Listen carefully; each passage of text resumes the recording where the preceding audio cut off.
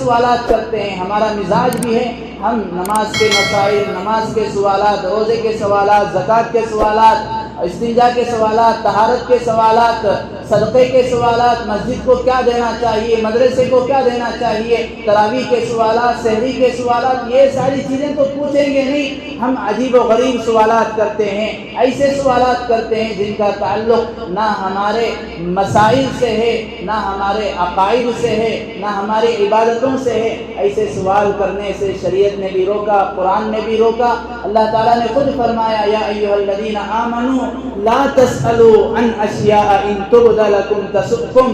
اے ایمان والو ایسے سوالات مت کرو جب ان کا جواب دیا جائے تمہیں رسوا ہونا پڑے، تمہیں برا لگے. ایسے سوالات مت کرو. مطلب علماء مفسرین فرماتے ہیں ایسے سوال آدمی کو کرنا چاہیے جس سے اس کے ایمان میں ایمان کا کچھ تعلق ہو، اس کے عقائد کا تعلق ہو، اس کی عبادتوں کا تعلق ہو. ایسے سوالات کرنے سے آدمی کا ایمان، اس کے عمل میں نورانیت اور تقویت پیدا ہوتی ہے. اللہ تبارک و تعالیٰ نے اس چیز کی طرف اشارہ کرنے کے لیے سورہ کا نام سورۃ البقرہ رکھا ہے. یہ مختصر اور موٹا سا خلاصہ سورۃ البقرہ کا تھا، اور ہم نے تفسیر میں گزشتہ مرتبہ بھی یہ ترتیب شروع کی تھی کہ بہت سارے لوگ سوالات کرتے ہیں تو ہم نے سوچا اس کے جوابات تفسیر میں دے دیے جائیں.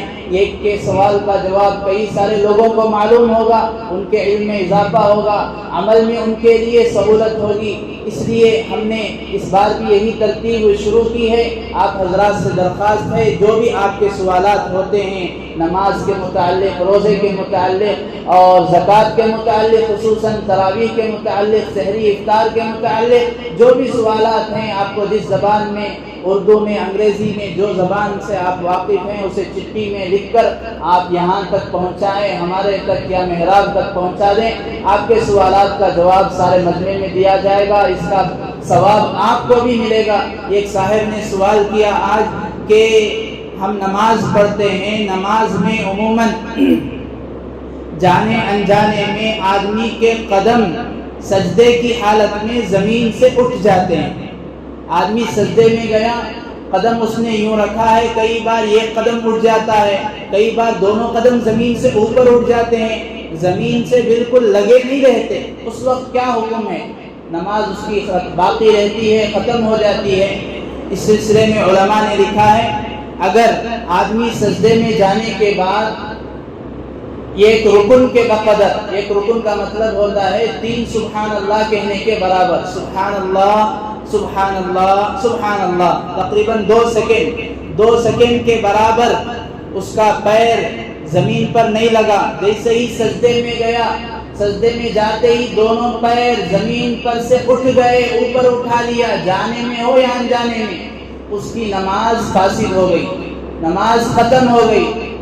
ایک پیر زمین پر لگا ہوا ہے، ایک پیر زمین سے اٹھا لیا، اس کی نماز مکروہ ہوتی ہے.